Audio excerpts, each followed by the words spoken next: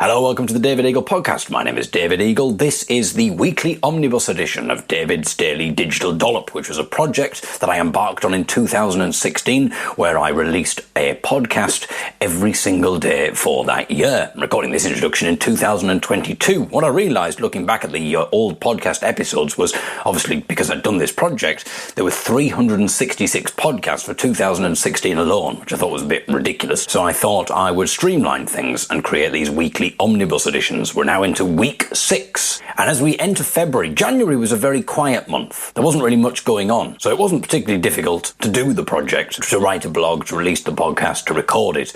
But then February is when things start getting really busy. I start going on tour with my folk band, The Young'uns, and it becomes more and more difficult to find a space to record in, and sometimes even to find the time and space to write in. And so we're getting to a more interesting time now for the Dollops, when I have to start being creative about where I record. When you hear this sound, it means we're moving on to the next dollop. Enjoy. David's Daily Digital Dollop, Dollop 37. Young Hungarian fat gay boys and watery cat feces. I've written in a previous dollop how a fairly innocuous blog post of mine has become the most popular that I've ever written, simply because people stumble across it while searching for Mongol sex. I won't go into the reasons why I come up in search results for that phrase. If you're interested, then you can read about it here. It says, I can't even remember which podcast it was. I should have researched that for you. I've written about it in a previous dollop anyway. Scour the archives. Today, while looking at my website stats, I discovered that yesterday someone found my website by searching for Young Hungarian Fat Gay Boy. I really wish I hadn't, but for the purposes of research, I typed Young Hungarian Fat Gay Boy into Google and skim-read the results in order to see how many results you'd have to go down before you reached my website. I got to result 200 before I gave up, feeling rather unnerved. So, goodness knows how many results this person had to wade through before they came to my website. I like the idea that someone was absorbed in a 15-hour niche porn marathon and then stumbled across my search result, which was Dollop 26, entitled Dyslexic Gay Hungarian Plumber. I'd like to imagine, despite the lack of pornographic content, they became drawn to my story about attending a focus group at my housemate Elsa's place of work, which was what that particular dollop was all about. I was really enjoying watching hours of young, fat Hungarian gay porn, but now I've lost my appetite for that, and I'm really loving reading about the life of this folk singer from the UK. Oh, and I've just noticed he's written a blog post about his kettle. Oh, I must give that a read. Elsa has been asked by our next-door neighbour if she'll look after her 2 cats for the next few days while she's away. Elsa was delighted by this, looking forward to spending some quality time with a couple of cute animals, by which I mean the cats, not me and Ben. However, our next-door neighbour's departure seems to have coincided with the cats getting diarrhoea, and so Elsa has been spending her day cleaning up watery cat feces. The cats are also being rather surly and unsociable, so this hasn't turned out to be the treat that she was hoping it would be. I wonder whether this was deliberate on the part of our next-door neighbour.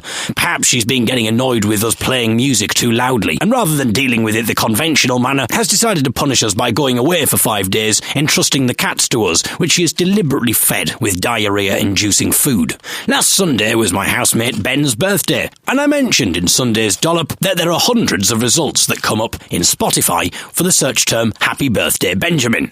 The amount of tracks that Spotify has is crazy, and the types of tracks that it has is even more crazy. For instance, if you type music for cats into Spotify, hundreds of results will come up. This is music that is apparently meant to appeal to cats and make them feel relaxed. You'd have maybe thought that one album designed for cats would be enough, but there are loads of them, including Cats 101, music for cats to calm, relax, and help cure separation anxiety. Cat Dreams, relaxing music for cats and cat lovers. Volume 1. So, this presumably is music designed for cats and cat lovers to enjoy together. Calming music for cats. Reduce anxiety during fireworks, sickness, pregnancy, and grooming. Then, of course, there's Cat Dreams. Relaxing music for cats and cat lovers. Volume 2. Suggesting that there's enough crazy people that bought Volume 1 to justify another volume. Music for Cats. Extra Long Kitten Edition. I don't know whether this is an extended version of the album or whether it's music designed for extra long kittens. Perhaps it comes with a disclaimer. Warning, not suitable for kittens under 120 centimetres in length. Keep away from cat lovers under 100 centimetres in height, as it could cause negative side effects. There's also organic relaxation music for cats and dogs. This is presumably for those people who are worried about the effects of artificially modified cat relaxation music, although it's interesting that they've lumped cats and dogs together, assuming that they like the same kind of music, which is a highly controversial opinion in the pet relaxation music community. Perhaps we should try some of this music on Nigel and Molly, the two diarrhea-ridden cats under our current care. I might try the relaxing cat music album designed for sick cats. Or maybe I should take a more psychological approach with this, as their illness might be down to missing their owner, in which case relaxing cat music to help cure separation anxiety might be the best solution. I'll update you tomorrow. It's nice to have something to look forward to, isn't it? Breaking kettle news. Our phone-controlled kettle has mysteriously disconnected itself from our wireless network, for some reason choosing instead to connect itself to the free public BT wireless network. Perhaps all the internet-enabled kettles and other such domestic appliances have also connected to the one public network in order to virtually meet and to discuss their plans to overthrow their human owners. Is this the first stage in their evil plan? Fortunately, we got wise to our kettle's ways pretty swiftly and reconnected it to the home network. But other households in our street who may not drink tea as frequently as we do might still be none the wiser and are still allowing their kettles to run amok, conversing with each other over the public network. I thought about knocking on doors and explaining the situation to my neighbours, but my housemates are sceptical of my theory of machine-based world domination, and so thought that maybe I should forgo this idea. Then I remembered that I have a much larger audience on the internet, and that I could therefore reach even more people through blogging about it. And so I urge you to check any kettles and other internet-controlled domestic appliances that you might have to make sure that they haven't gone rogue and connected to a public network. I took the opportunity yesterday to test the effectiveness of the music for cats that I found on Spotify. I was curious to see if it could alleviate the sickness and diarrhea that our neighbours' cats contracted, which conveniently timed itself for when our neighbours went on holiday, leaving us to care for their pooing pets. After reading yesterday's dollop, Jules got in touch with some medical advice about what to give cats with diarrhea in terms of food and water. However, I am more of a new age kind of guy, and I have therefore chosen to ignore this advice and go down the alternative healing route. I consulted the many tracks of music for cats on Spotify and created my own bespoke playlist based on what I thought the cats might most need. Thinking that the cat's sickness might be caused by the fact that their owners had left them for a few days, I started the playlist with a classic track from Cats 101, music for cats to calm, relax and help cure separation anxiety.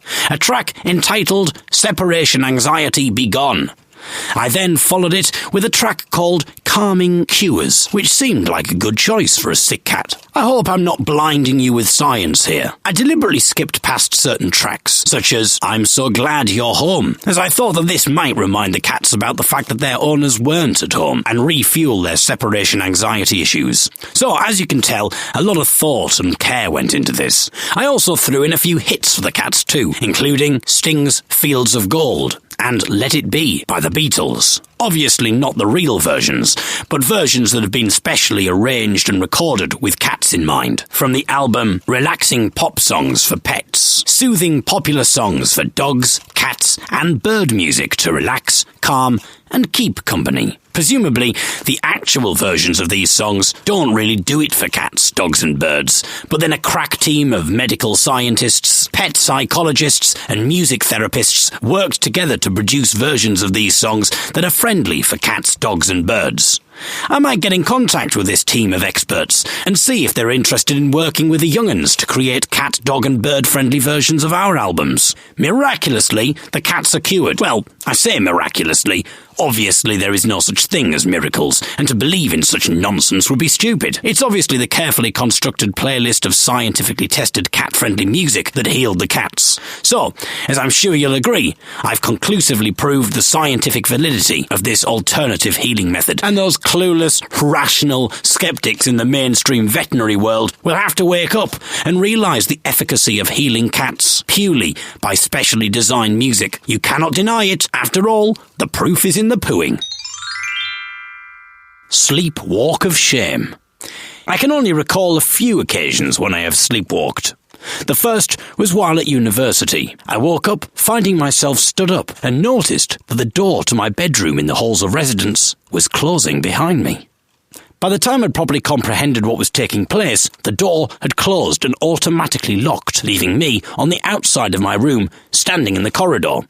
I checked my pockets for my keys to let me back in, and realised that I didn't have any pockets. The reason for my complete lack of pockets was due to my complete lack of clothes. I was standing totally naked in the corridor of my halls of residence, having no idea what on earth had just occurred and why. I'd never sleepwalked before, so it's not as if I had any past experiences to relate this to. But despite my overwhelming confusion, this really wasn't the time or place to ruminate on what had just occurred. I would have to visit the security building in order to get a new key, but that would involve a minute's walk and necessitate me going outside. I didn't really fancy walking around the university grounds completely naked, plus I'd somehow have to try and explain to the security staff what was happening rather quickly, lest they become freaked out by the fact that I'm walking towards them in the nude. And how was I going to alert them? Walk through the grounds towards them shouting, "Warning! Warning! I'm coming towards you and I'm naked!" And this wouldn't really be much of an explanation. It's not as if they'd hear me shouting about being naked and approaching them and think, "Oh, I'm glad he warned us about that. Otherwise that would have been a bit awkward, wouldn't it, lads?" I'd ideally want them to know the reason why I was approaching them completely naked before I actually reached them. Me shouting at the top of my voice that I was naked would surely attract more attention than just the security staff. I didn't really want to wake up all the students in the university by walking naked through the grounds shouting about being naked. Naturally, people would open their windows and have a look. I'm not bragging here, suggesting that people would obviously want to enjoy this visual treat. They're only human after all. I just mean that if they were woken up by me shouting, they would be likely to open the window to see what was happening. I would need to be discreet, but at the same time be indiscreet enough so as to alert the security staff that I was naked, but not for any kinky reason, but simply because I just locked myself out of my room. But I knew that this would have been impossible. They would probably see me coming way before they could hear anything that I was saying. They could pick me up on their cameras. They would just see a naked man walking towards them shouting. So I couldn't walk to the security building until I'd put some clothes on. But all my clothes were in my room, which was locked.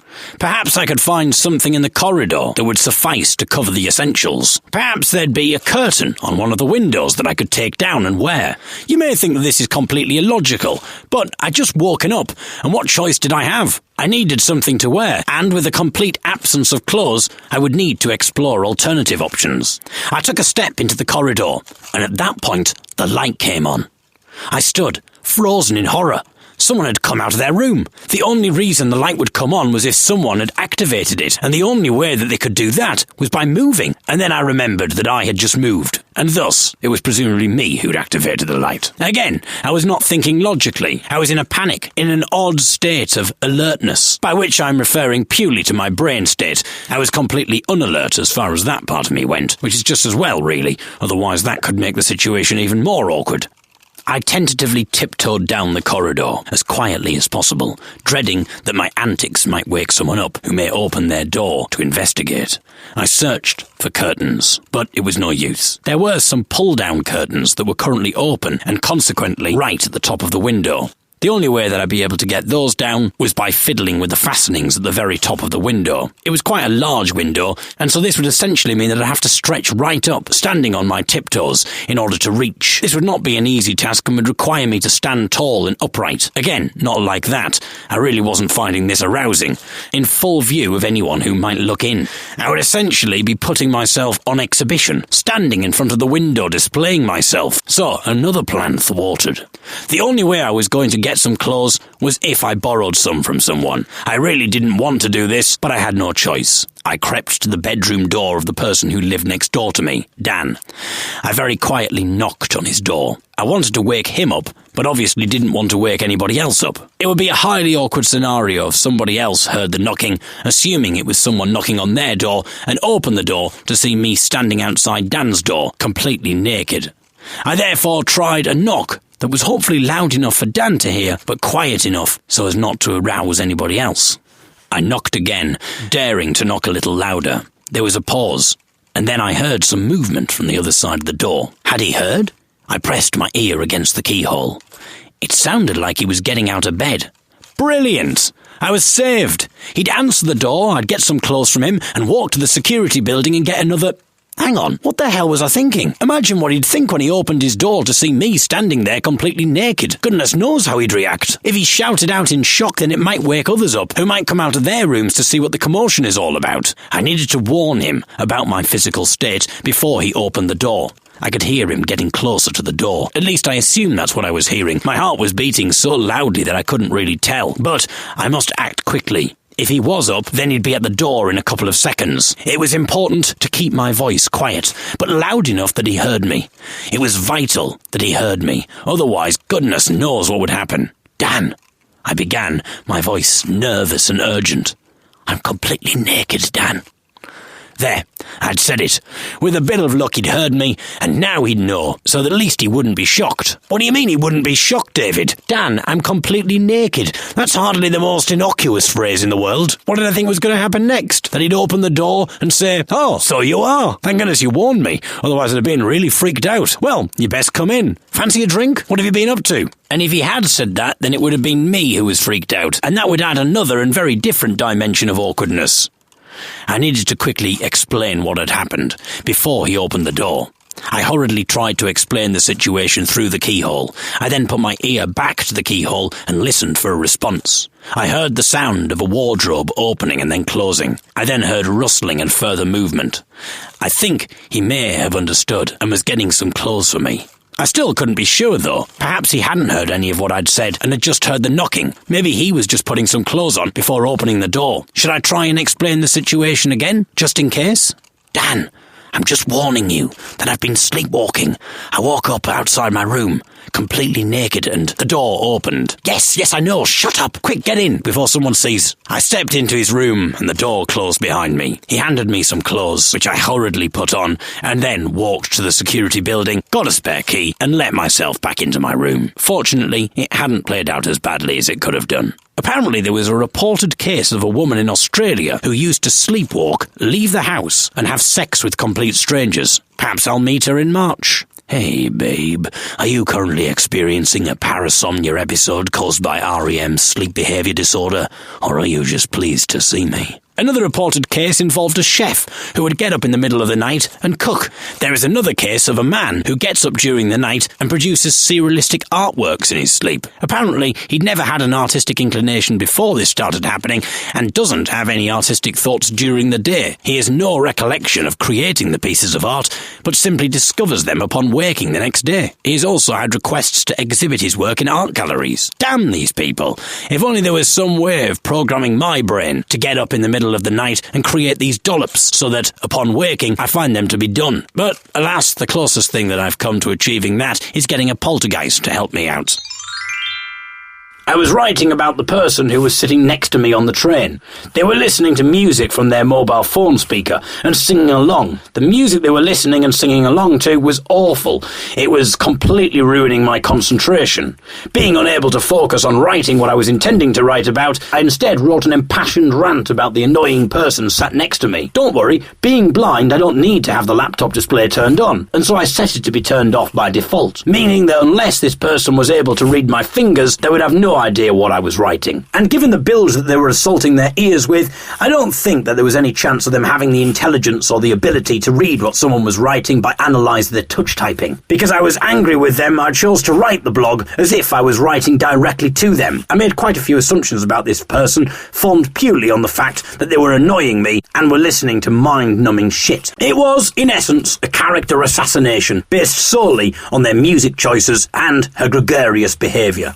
A lot of unfounded, unflattering conclusions were leapt to. After a good 1,000 words of insults, I then progressed to analysing my part in all of this. I realised that there was no chance that I would ever say anything to this person, as I would find it too awkward. Also, I observed that this person's singing was making me feel embarrassed. But why? I wasn't the person singing. It was the person next to me. It was clear to anyone looking that I was not with this person. I hadn't spoken to them at all during the journey, and I was minding my own business, typing. But it was I, for some reason, who who was feeling awkward, as if I was vicariously experiencing the awkwardness that this person next to me seemed unaffected by. I was being awkward on her behalf, awkward by proxy. I then observed that one of the reasons for my frustration was because this woman's attitude to life was so different to mine. I realised that her actions were niggling away at my own insecurities. There was no way that I would have had the confidence to sing to music in public. I would even feel uncomfortable if I caught myself nodding along. I realised that part of my annoyance was actually annoyance at myself for being too socially insecure and self-conscious. I wrote all this in the blog post, suggesting that maybe I could learn something from this woman, that maybe I could view this situation as a catalyst to explore my own insecurities and social anxieties. I was really getting into this blog post, typing very fast and writing a lot about this person and their actions. But then my focus was again interrupted by the woman getting up out of her seat and leaving. I assumed that she'd just gone to the toilet. At least she wasn't too socially unaware and unintimidated to ignore standard toilet protocol, choosing simply to just urinate in a bag. I continued writing, but then after 20 minutes, the woman had not returned to her seat. It's not as if she'd left her seat in order to get off the train. The train hadn't stopped, and there wasn't going to be another stop until another 10 minutes. I was getting off at the next stop, and so I decided to shut my laptop down and ready myself. As I glanced down at my laptop, I noticed that the screen was on. And then I remembered in horror that my brother had been using the laptop earlier that day, and so I'd turned the screen on for him. Therefore, the screen had been on all the time, and I'd been typing invectives about the lady next to me and her annoying ways in full view of the very person that I was writing about. But I wasn't just writing about her, I was writing directly to her, aiming my words as if I was deliberately communicating my message to her. So it's not as if she'd think that I was just writing a blog post, but that I was deliberately addressing her, expecting her to read it. At one point she leant against me and shuffled around a bit. That might have been in order for her to get a better view of the bile that I was spouting about her. Of course, her leaning and shuffling had led me to up my insult quota even more. Ironically, I was writing about the fact that I was the kind of person who was too socially awkward and anxious to communicate my feelings about the person directly to her, although this is precisely what I was doing, albeit inadvertently. There is a chance that her leaving her seat had nothing to do with me, but I'm pretty confident that it did. Of course, being the anxious and insecure person that I am, I felt terrible and guilty about this for ages afterwards. Tomorrow will probably pose the greatest challenge so far to this consecutive daily blogging project. I will be spending the first half of the day in a cupboard. I am not attempting some kind of highly watered down, poor man's David Blaine stunt, whereby I spend 4 hours in a cupboard without food or water. I shall be joined in the cupboard by Michael and Sean from my folk group The Young'uns. The cupboard is situated in the building that houses the radio station BBC Tees, optimistically labelled a studio by the people at the station. It is tiny and can barely fit the three of us in, and has very rudimentary technology. We've been in this cupboard before. There is only enough room for 2 chairs. There are only 2 sets of headphones and 1 microphone. We've even performed songs in this cupboard, which involves the 3 of us squatting at the microphone very close to each other while we attempt to sing in a very tight and awkward space and position. That is what we shall be doing for 4 hours tomorrow. We are doing a series of interviews from this one cupboard for a number of different BBC local radio stations. We will be put in the cupboard and then basically left to our own devices for 4 hours. A phone will ring on the desk, and upon pressing a button on the tiny unit, we will be connected to the radio station. We'll then get asked a series of questions, perform a live song, squatting intimately together by the microphone with no previous level checks and no idea how it actually sounds. When the interview is finished, we will then be disconnected from that station. The phone will ring again, we'll press the button to answer, be put through to another radio station, get asked the exact same list of questions, have an intimate squat and a sing, be disconnected, and so the cycle continues. We start with an interview on BBC Tees at 9:45 until 10:30. At 10:30, we're on BBC Radio Links until 11.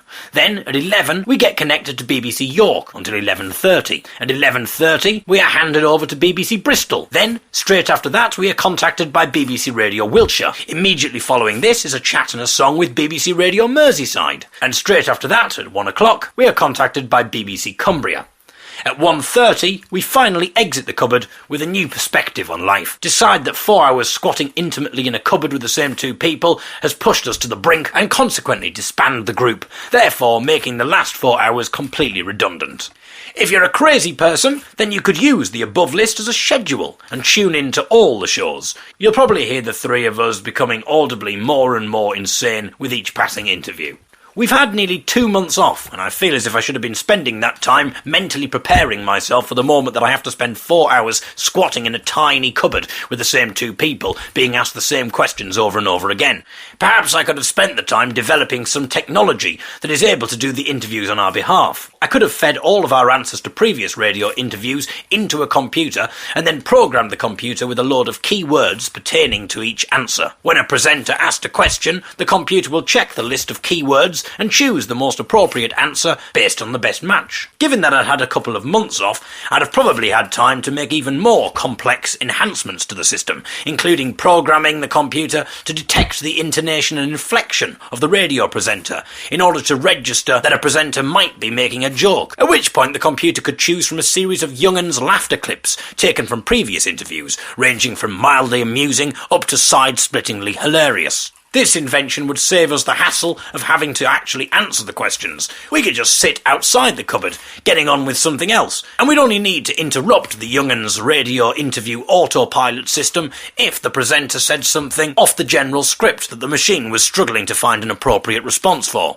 If such a moment occurred, then the computer would then resort to playing out a series of hesitation clips until one of us came back in and took over manual control. This hesitation collection would consist of a number of sounds and hums, throat clearings, and other miscellaneous filler sounds. But unfortunately, I haven't been spending my 2 months off on such a project, and so we're just going to have to resort to the original plan of squatting in a tiny cupboard for 4 hours. After the 4 hours of radio interviews, we then have a meeting with an accountant. Following this, we head to Middlesbrough Town Hall to do a sound check for the evening's gig, our first gig of the year. I won't get back home until midnight, so I'll be out all day, meaning that I'll somehow have to write, read, edit and upload the audio and written versions of tomorrow's dollop during the day, in between all the various things that are scheduled. I started writing today's dollop at 3 o'clock, and it's now 4 o'clock. I could technically write another dollop today, for tomorrow, and schedule it to be published for sometime the following day. But a part of me relishes the challenge of succeeding writing, recording and publishing on the road.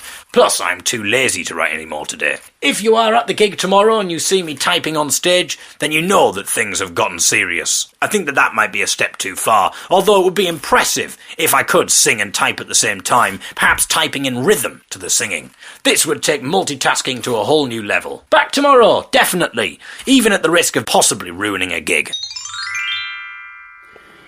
Okay, this is very weird. This is the point, I think, where I realise what a crazy project this is. I'm now sitting cross-legged on the floor in between dressing rooms, because there are people in the dressing room that I'm in. The young'uns, John and Michael, and the Wilsons are in the one of the dressing rooms. Then the Unthanks are in the dressing room next to me. And I don't really want to read the dollop out in front of people. So I'm just sitting cross-legged on the stairs with a laptop on my knee, trying to read Braille with a dictaphone also on my knee. Also, you're probably likely to hear the Unthanks as well, who are having a rehearsal. So if you're wondering what's going on, that's something else to look forward to. If you're not enjoying listening to this, you're about to hear, probably in the background, the sounds of the Unthanks rehearsing. Anyway, it's just gone 8 a.m. and I'm on the bus heading to Middlesbrough for 4 hours of radio interviews. As grumpy and as tired as I'm feeling right now, deep down I know that I'm very lucky. I was speaking to a friend last night who works as a nurse and had just come off a 13-hour gruelling shift, and she has to do that every day. It's a thankless task for most of the time, with worried family members of patients taking their frustrations and fears out on you, not to mention people dying on you, which very rarely happens when we gig. Although you could argue that our jobs do tie in together. Someone dies on the ward, and we come along, see if they've done anything that we could write a folk song about. There's nothing like a dead person with a story to get Sean's heart racing, although hopefully not racing at a speed that would require him to need a nurse. At this point, another folk songwriter would be set to stand by, in case they need to write a ballad about Sean. Although, has he really done anything of note to write a ballad about? Whereas me, on the other hand, people will be singing about my harrowing 365 consecutive daily blogging project for centuries. Is it true, Grandad, what they sing about? Is it all really true? Aye, lad, just type David Eagle Blind into Google and you'll find him. I remember my dad reading David's daily digital dollop to me every bedtime. My favourite was the stories about his kettle. Oh, I'll never forget the day when he read me David's dollop called Young Hungarian Fat Gay Boys and Watery Cat Feces. That was a real rite of passage, son. He read it to me and said, "You're a man now, son. A real man." Tomorrow, we set off to Manchester from Hartlepool at 6:30 in the morning. We're doing a singing workshop at 10 until 3, and then we're heading to play a gig in Manchester on the evening. So it'll be another early morning writing session for me as I try to type up the dollop in the van on the way to Manchester. This will be somewhat of a physical and spatial challenge, as our van doesn't afford the three of us much room. In order for whoever is driving to change gear, they have to put their hand between the legs of the person next to them. Or at least, that's what they tell me anyway. What the bloody hell are you doing? Hello, Adrian from the Unthanks here. I'm reading a blog post, that's what I'm doing. Oh, goodness me. Yeah. And you're missing the rehearsal. The rest of them are rehearsing here. Well, I've got no piano backstage, mate. So Can you not just mime the Yeah, go on, plink. Just go plinky plonk. Yeah, I will. That's how you should be doing it. There you go. If you want to get that best album vote, vote for the Unthanks in the best album category of the BBC Radio 2 Folk Awards. He did that deliberately there for that shameless advert. There is also no elbow space between the two passengers, and so it will be nearly physically impossible to type, not to mention trying to find the energy and inspiration to write at 6:30 in the morning after only a few hours of sleep the night before. I also need to find somewhere to record the audio version. But when I took on this challenge, I knew that these issues would exist. My challenge is to write, record and publish a blog post every day, regardless of how busy we are and any practical problems, or regardless of how weird people think I am for sitting on the stairs in everybody's way in between dressing rooms. Oh, that's that done. Is everyone gone? Well, this is ridiculous. The reason I came out of the dressing room is because everybody was there and I didn't want to read in front of them. There's not a single person here. I could have been reading it here all along. Oh.